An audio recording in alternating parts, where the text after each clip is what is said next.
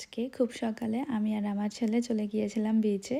আর এত সকালে বিচে গিয়েছি যে একটা কাকপক্ষী আর একটা মানুষও সেখানে ছিল না। আর কেন বিচে গিয়েছি তা আপনাদেরকে বলছি। আমরা বের হয়েছিলাম আমার ছেলেকে নিয়ে প্লেগ্রাউন্ডে যাওয়ার জন্য, যেটা আমাদের ঘরের কাছ থেকে একদমই কাছে। এরপর যখন বের হয়ে দেখি প্লেগ্রাউন্ডের সামনে বোর্ড লাগানো যে প্লেগ্রাউন্ড ফুল। দেন মনটা একটু খারাপ হয়ে যায়, ভাবছিলাম যে এত সকালে কি করব। দেন সামনে হাঁটতে থাকি, হাঁটতে হাঁটতে বিচের একদম কাছে চলে আসি। আর চিন্তা করে যে যখন কাছেই আছে বিচেই চলে আসি, দেখি বিচের কি অবস্থা। আমাদের ঘর থেকে মাত্র 10 মিনিট হাঁটলে বিচে চলে আসতে পারি। আমি সামারে প্রায় সময় আমার ছেলেকে নিয়ে এখানে আসি। আমরা লাস্ট ইয়ার এখানে পার্টিও করেছিলাম। তো দেখতে আসলাম, মনে করেছিলাম যে কিছু মানুষজন হয়তো থাকতে পারে, কিন্তু এসে দেখলাম যে একটা মানুষও নেই সেখানে।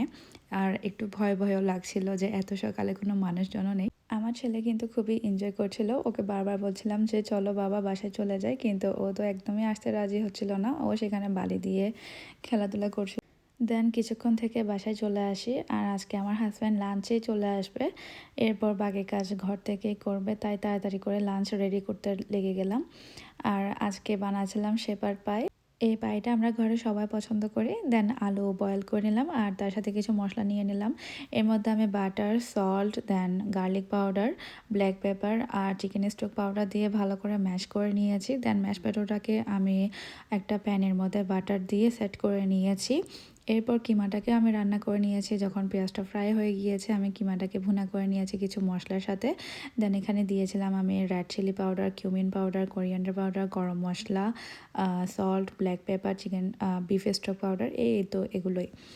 এরপর আমার যখন কিমাটা রান্না করা হয়ে গিয়েছে, দেন আমি আলুর সাথে কিমার একটা লেয়ার করে নিয়েছি। নিচে আলু দিয়েছি, এরপরে কিমা দিয়েছি, দেন আবার আলু দিয়েছি। এরপরে আমি পরিমাণ মতো চিজ দিয়েছি। চিজ দিয়ে আমি পুরো জিনিসটাকে কভার করে নিয়েছি। আর দেন এটাকে আমি বেক করে নিয়েছি।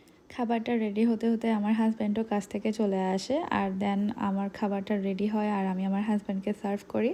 আমার হাজব্যান্ড অলওয়েজ আমাকে অ্যাপ্রিসিয়েট করে যখনই আমি তাকে কোনো ভালো খাবার, মজার খাবার বানিয়ে দিই। আর সব সময় অ্যাপ্রিসিয়েট করে বিধায় আমার খাবার বানাতে ভালো লাগে। আমাদের সবাইকে কিন্তু যার যার কাজ করতে হয়, আর সেই কাজে যদি অ্যাপ্রিসিয়েশন পেয়ে যায় তাহলে কিন্তু আর কোনো কথাই নেই। সেই কাজটা আমরা খুবই এনজয় করি করতে। আর আজকে রাতে খাবারের জন্য বানিয়েছিলাম ফিশ ফ্রাই। আর আপনারা যদি চান যে নেক্সট টাইম আপনাদের সাথে আমার আবারও দেখা হোক, তাহলে অবশ্যই আমার চ্যানেলটি ফলো অ্যান্ড সাবস্ক্রাইব করে দিবেন। আর এতটুকু পর্যন্ত দেখার জন্য আপনাদেরকে অসংখ্য ধন্যবাদ। আজকের জন্য এখানেই শেষ করছি। আল্লাহ হাফেজ, সবাই ভালো থাকবেন আর আমাদেরকে মনে রাখবেন আপনাদের দোয়ায়।